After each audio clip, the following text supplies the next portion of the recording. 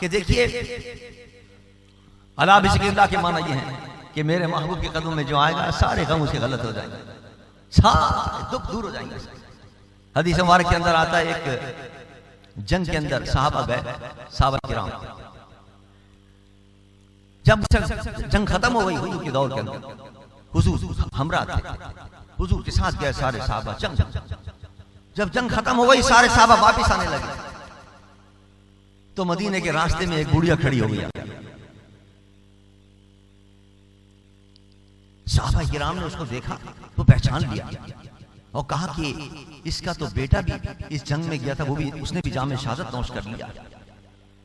इसका तो भाई भी इस जंग में गया था, उसने भी जाम शहादत नौश कर लिया। इसका तो शौहर भी क्या था, उसने भी जाम शहादत नौश कर लिया। अब इस बुढ़िया को कैसे खबर सुनाए हम?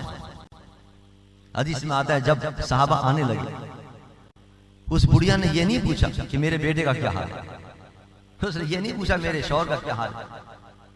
लोग सुनाते रहे, वो सुनती रही। आखिर में उसने कहा ये बताओ मेरे आका भी सलामत हैं?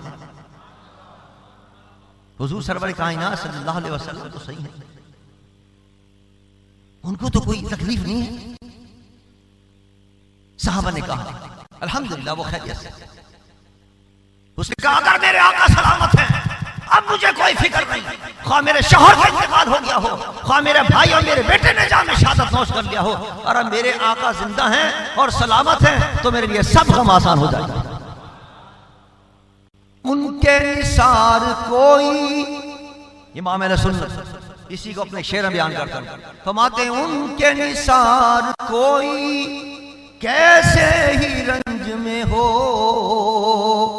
जब याद आ गए हैं सब गम भुला दिए हैं, जब याद आ गए हैं सब गम भुला दिए हैं। अल्लाह ने फरमाया अला बिज़िक्रिल्लाह तत्मइन्नुल कुलूब, फरमाया मेरा महबूब की जात ही ऐसी है कि जब याद आ जाती है तो सारे गम भुला दिए करती है।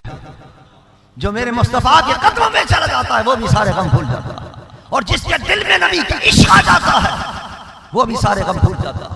ये इश्क मुस्तफा है कि जो सारे गमों को भुला देता है।